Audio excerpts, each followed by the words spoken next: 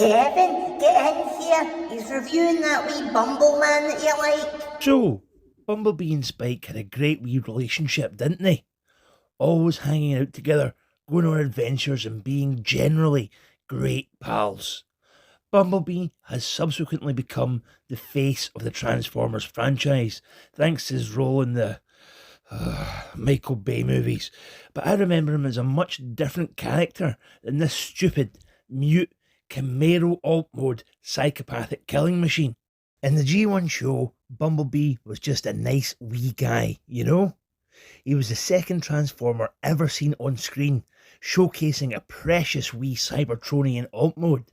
On Earth, his wee deformed Beetle alt mode was also absolutely adorable. I don't think you could call this thing cute or adorable, eh? Bumblebee was seldom seen fighting the Decepticons. His diminutive stature precluded him from taking on the much larger bots. He was always getting in trouble in his adventures, needing to be saved by his larger buddies. I'm sure that if Michael Bay's Bumblebee crash landed in Dinobot Island, he would have slaughtered all the dinosaurs, even the peaceful ones, and their tiny cute dinosaur babies, all while spitting out some inane, unfunny, irritating and outdated pop culture quotes from his radio. My Bumblebee needed all the help he could get, and was even abducted by a pterodactyl who wanted to feed our lovely wee yellow and black bot to its children. Great stuff.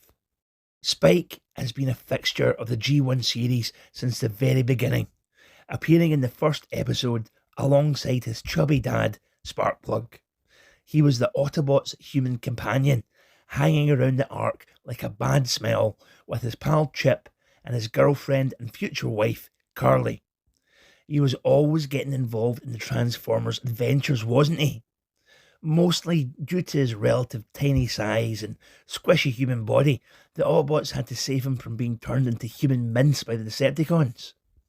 There was that one episode where he and Carly had to travel to Cybertron to retrieve Wheeljack's supply of Cybertonium to save the Autobots from a slow and painful death, but more often than not, he was just a wee nuisance. At least he was far, far less of a prick than Shia LaBeouf. During the events of the 1986 movie, Spike and Bumblebee were positioned on one of Cybertron's moons and succumbed to the same fate as Cliffjumper and Jazz. Watch that review, please. Anyway, unlike Cliffjumper and Jazz, Spike and Bumblebee at least tried to mess up Unicron a bit by exploding the moon as he was munching on it. It didn't do much good though.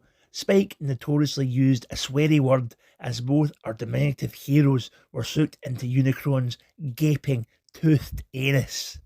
They were fine though, so don't worry about it. Anyway, shall we look at some toys? Here we have the Buzzworthy Bumblebee Core Class 2-pack of our titular wee fellas. They look, okay, I suppose. Let's start with Bumblebee. This wee fella's robot mode is decent enough. The head sculpt is on point, looking exactly like you remember the wee yellow fella.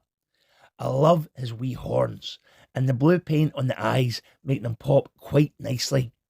I appreciate that Bumblebee has his Autobot badge proudly on display on his car roof tummy. At least that's more than the bloody Netflix version. Things go a bit downhill from here though. Bumblebee feels very light, and the plastic he's made from is very squishy, which you actually kind of need for the transformation. His proportions are a bit mental as well.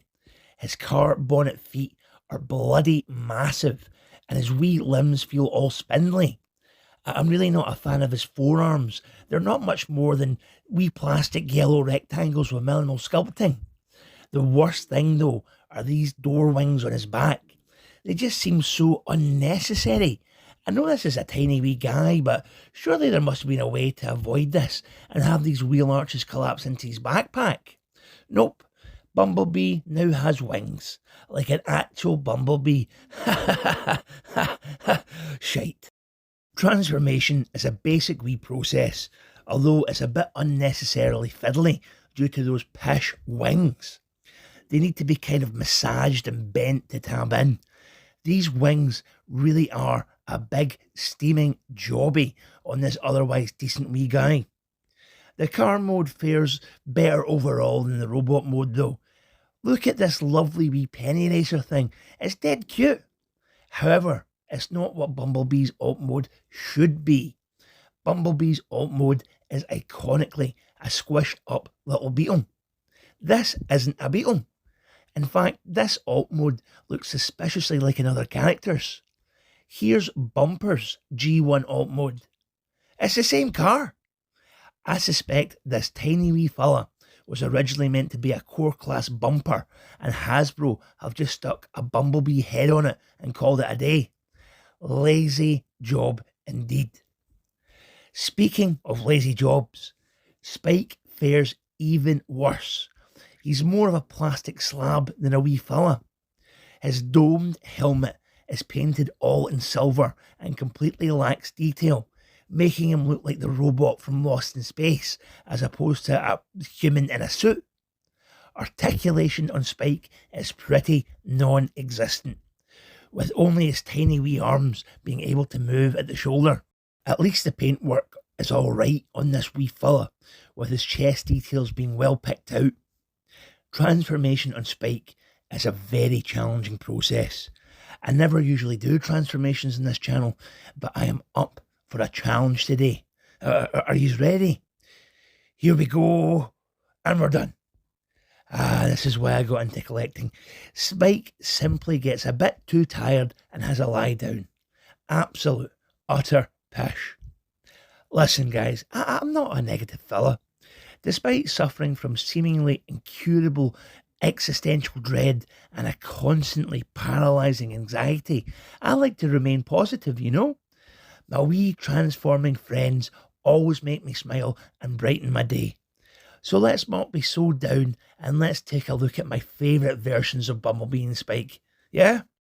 This here is Buzzworthy Origins Bumblebee, and he's absolutely awesome. Although the robot mode is a bit admittedly kibbly, there's a very good reason for that. We'll see that later. The bot mode doesn't look all that bad though, does it? The head sculpt is quintessential Bumblebee, sporting a cheeky wee smile on his chubby wee face. It's a much better likeness for our mellow yellow fellow than that Netflix version. His wee tummy is packed with detail and has a proud Autobot badge on show. Although his legs have most of his alt mode hanging off them, his big old car bonnet clown shoes mean he's super stable and can pull off some tricky poses. I love the tone of yellow they've decked this Bumblebee out in. It's exactly right for our G1 OG. His backpack is pretty massive, but I don't find it too intrusive as it folds down very flat against his back. Although Bumblebee's bot mode is very good, the true main event is this amazingly cute wee flying saucer mode. Just look at this thing. It looks like it's jumped right out of an animation cell from the pilot episode. It is so cute, I just want to squeeze it. I feel it would make this noise when it moves. The fact that this top tier alt mode came from such a cohesive wee bot is just astounding. I bloody love it. The shape is just perfect, and I love the contrast between the sunshine yellow, vivid red Autobot badge and clear blue windscreen. Admittedly, it is a bit seamy, and these wee hinges above the windscreen are a bit unfortunate, but I can't hold anything against this great wee thing. This wee fella is one of my absolute favourites in my collection. Studio Series 86 Spike isn't quite as top tier, but he's still pretty bloody good. The detail on this tiny wee man is great. I love the detail picked out on the chest. I can't quite remember who said this, but doesn't the wee chest look like a wee beep beep boop boop robot face? Here's the eyes and here's the mouth. You'll never be able to not see this now. I love how Spike's arms can spin round, revealing these wee blasters. Perfect for situations where you need to close an acid cover in an emergency. Unfortunately, Spike's tiny wee head is a bit unsettling. He's got no painted face detail, so it looks like his face is completely covered in skin. No eyes, no nose, no ears, no mouth. Like bloody Slender Man in a curly wig. A wee bit of nightmare fuel there, eh? I just can imagine him trapped in total sensory deprivation, like the poor wee fella from Metallica's One, wondering if he's trapped in some cruel purgatory with no hope of escape. He has no mouth, but he must scream. Spike's alt mode is, well, pure gash comes to mind. It's not really anything, is it?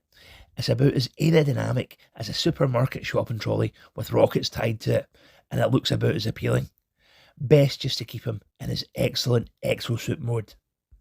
So what Bumblebee and Spike should you get for your collection? I'd more than recommend these two. They're a great wee pair. However, I don't feel we've seen the definitive versions of either of these characters yet. There's nothing out there if you want a cute wee squished beetle as Bumblebee's alt mode. I mean, there's the second version of the masterpiece, but it looks pure pump and costs a ludicrous amount for what it is. Hopefully one day we'll see a Spike figure with a painted face and an actual alt mode. It's got to be possible, right? I mean, we sent a bloody helicopter to Mars. Surely we can make a wee plastic fella that turns into the right thing and doesn't have a face that gives me night terrors. Anyway, you guys have a great night. Catch you later.